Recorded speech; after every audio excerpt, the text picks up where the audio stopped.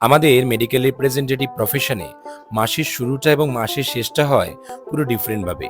মাসের শুরুর চাপ আর মাসের শেষের চাপ হয় পুরোপুরি ভিন্ন। মাসের শুরুতে চাপ থাকে ডাক্তার কল, ডাক্তারদের সঙ্গে দেখা করা, ডাক্তারদের সঙ্গে অ্যাপয়েন্টমেন্ট নেওয়া, রোজ ১০-১২টা ডাক্তারের সঙ্গে দেখা করা, সেই ডাক্তারের সাথে নিজের ওষুধ নিয়ে কথা বলা। মাসের শুরুটা এইভাবেই হয়। আর মাসের শেষটা হয় ক্লোজিং। ক্লোজিং মানে ওর বাংলা অর্থ বন্ধ বলতে পারো। সারা মাস যে সকল কাজ করলাম সেই সকল কাজের ফলস্বরূপ হয় এই ক্লোজিং। এই ক্লোজিংটা হয় মাসের এন্ডে। আর এই ক্লোজিং এর দিন আমাদের বিভিন্ন স্টকিস্টে যেতে হয়। স্টকিস্ট বলতে যারা ওষুধের স্টোর করে রাখে তাদেরকেই স্টকিস্ট বলা হয়। মানে ওষুধের দোকানগুলো যেখান থেকে ওষুধ তুলে তাদের দোকানে বিক্রি করে সেটাকেই আমরা স্টকিস্ট বলি। আর এই স্টকিস্ট হ্যান্ডেলিং আমাদের মেডিকেল রিপ্রেজেন্টেটিভ প্রফেশনের একটা অন্যতম গুরুত্বপূর্ণ পার্ট। এই স্টকিস্ট হ্যান্ডেলিং তোমার যত স্মুথ হবে, যত তুমি স্টকিস্ট হ্যান্ডেলে পারদর্শী হবে, তোমার মাসটাও তত সুন্দরভাবে শেষ হবে এবং নতুন মাসের শুরুটাও তত সুন্দরভাবে হবে। আমাদের প্রফেশনে সবকিছুর সঙ্গে লিঙ্ক আপ। প্রত্যেকটা জিনিসের সাথে লিঙ্ক আপ।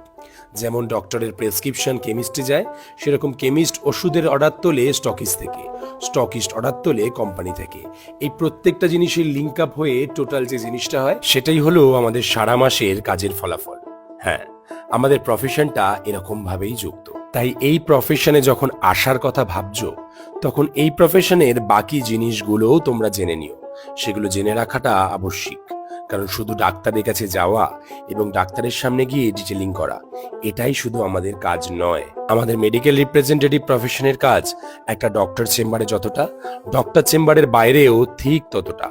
ভিডিওর মাধ্যমে আশা করি তোমাদের এই প্রফেশনের ব্যাপারে অনেক কিছু ক্লিয়ার করি। কিন্তু আমার কাজটা শুধু এই প্রফেশনের ব্যাপারে জানানো নয়, আমার লাইফস্টাইল তোমাদের সামনে তুলে ধরা। খুব ভালো লাগে যখন কেউ বলে আমার ভিডিও দেখে ইন্সপায়ার হয়ে সেই প্রফেশনে আসার জন্য ইচ্ছে প্রকাশ করেছে। ২-৩ জন মেসেজও করেছে, দাদা তোমার ভিডিওই প্রথম দেখলাম, এই প্রফেশনের ব্যাপারে জানলাম, তারপরে অ্যাপ্লাই করলাম, চাকরিও পেয়ে গেলাম।